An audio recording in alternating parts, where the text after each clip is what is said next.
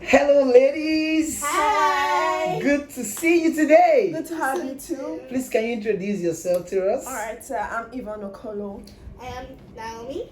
Yvonne and Naomi, good to have you today. Good to have you too. Please, can you tell us some of your happy moments in life? Alright, I would say when my happy moment, I would say when I got into school. Because for 2 years it was a struggle to get into Unilag, JAMB and everything. So it was a depressing moment for me. Pressures from my family, my dad, my mom. Entering into school, and it was a serious stuff for me. It was depressing. But that very day I got that text message on my phone that I've gotten into Unilag. I would say that was one of my happiest moments. Wow. I was really excited, like, oh my god, I'm a student of Unilag right now. I was so happy. Like on a big girl level. Yes. Okay, Naomi, can you tell us your own happy moment? Okay, my happy moment was when I think I started learning how to cook at the age of 9. What? Yes. 9 I'm years? not even sure I knew how to cook Indomie that time. So see, I know.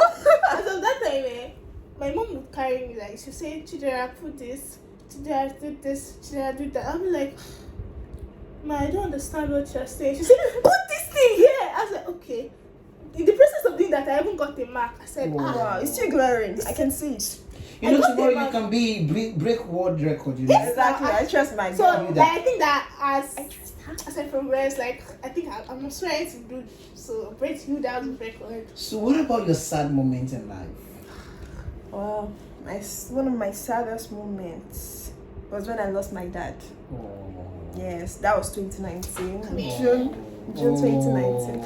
It was really depressing because my dad was like my guy. Was like one of my parties, somebody that I can gist with, somebody that we can go out, somebody that we can hang out, somebody that I can come and tell that daddy in school, I have so boyfriend, my dad will be like, be careful, but what's his name, what does he do, those kind of stuffs. But when I got to find out that he was dead, they didn't actually even tell me that he was dead though, because I just noticed that the mood was somehow, my mom was not happy because I'd already prepared that he was going to come back. When you are joyful now that your party is coming back home after a long sickness, and only for me to now get to find out that he has passed on, entering into his room, seeing all, it was really depressing. But I just thank God because it hasn't been easy. It hasn't been easy for me, but I just thank God that he has been with me. I've scaled through it. I think one of my saddest moments also was when I lost someone close to me. That was my uncle in SA. I lost him because I lost him last year. So what actually happened was that he didn't feel sick actually. It was, I don't know why they say a gunshot, because he was where he was sitting down. He actually wanted to go and get something outside. So I think it was during this I don't know, they were having one rally or something around that period. So he came outside, wanted to get something, and got shot in the chest. Wow. I didn't even get to know, just like she said, I didn't even get to know. Wow. It was like after, I think a day or 2 days after that, my mom had to call me, sit me down, say, brother Shagun, I said, mommy, what? Tell me, please. She was like, because I was already agitated. I was like, what happened? This one here, brother Shagun, what happened? She not told me that, he's dead and blah. It was something that, it was like a shock to me. It was like a shock. So I just... One more question. Have you been depressed in life, and how were you able to come out of depression? I mean, any of you can answer. Out.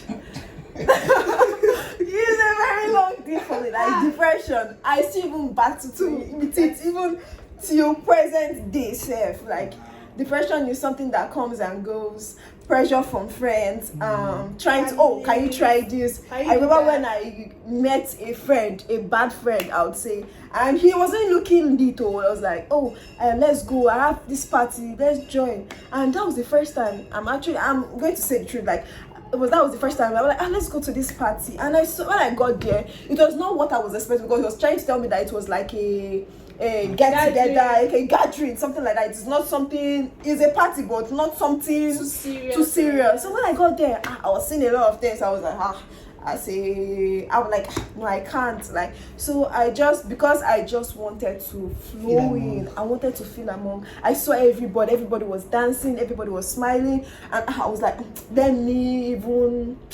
try to even be among, let me mingle first, because you know when you're losing your dad now, you are not so wise like that. I saw people smoking, and I was like, oh, do you want to try this? I said, oh, what is that? It was like, oh, it's weed, it's nice. I was like, are you serious? I said, let me try. And I tried it, and it was very harsh, but because I didn't want him to know that I'm a novice, like I do not know what is going on, so I just pretended I took it. You know, I said, oh, should I roll another? I said, how do you even roll this? Say, oh, you do this. I was like, okay. I actually, even at the party, because it was an overnight stuff, I even did it there. I can't